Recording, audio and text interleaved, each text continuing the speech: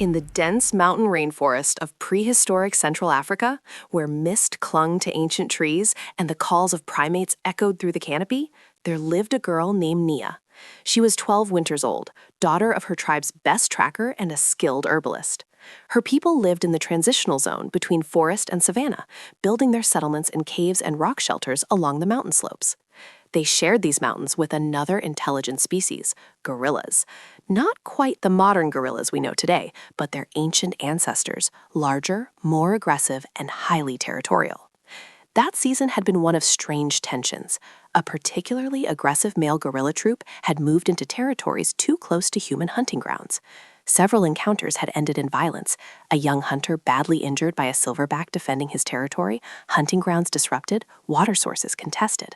The tribal elders debated constantly, move their settlement, wage war against the gorillas, or attempt coexistence through careful boundary maintenance. The situation grew more volatile daily.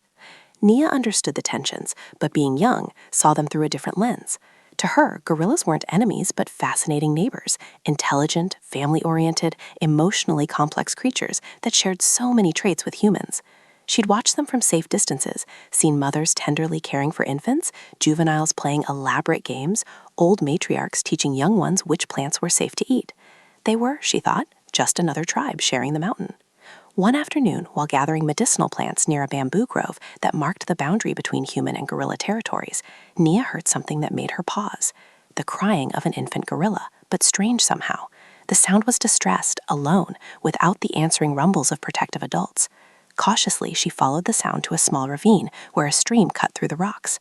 There, trapped between two boulders where the current had wedged it, was an infant gorilla, perhaps 4 months old, small and vulnerable, with huge dark eyes and impossibly tiny hands gripping desperately at the slippery rocks.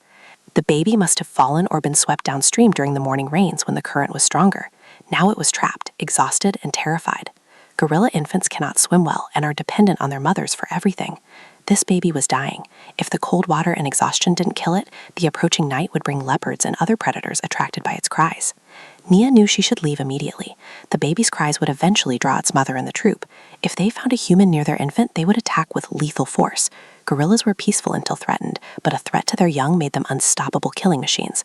A silverback could tear a human limb from limb. Even the females were strong enough to crush bone. But looking at that small, helpless creature, so human-like in its fear, its cries for help, its desperate attempts to free itself, Nia couldn't walk away. She climbed down into the ravine, approaching carefully. The baby gorilla saw her and screamed louder, terrified of this strange creature, but it was too wedged between the rocks to flee. Nia spoke softly, using the gentle clicking sounds gorillas themselves used for reassurance. She had learned them from years of observation. The baby quieted slightly, watching her with wary eyes.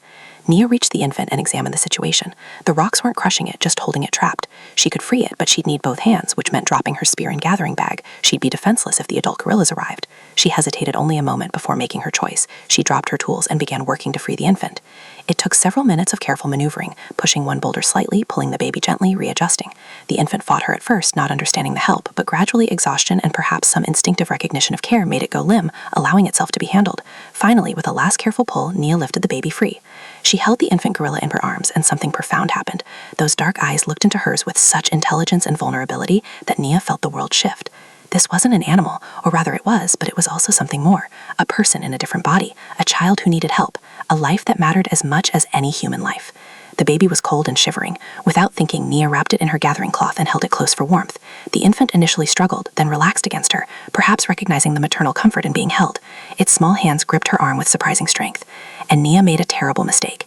Instead of placing the infant on the bank and retreating, letting the mother find it when she came searching, Nia held on.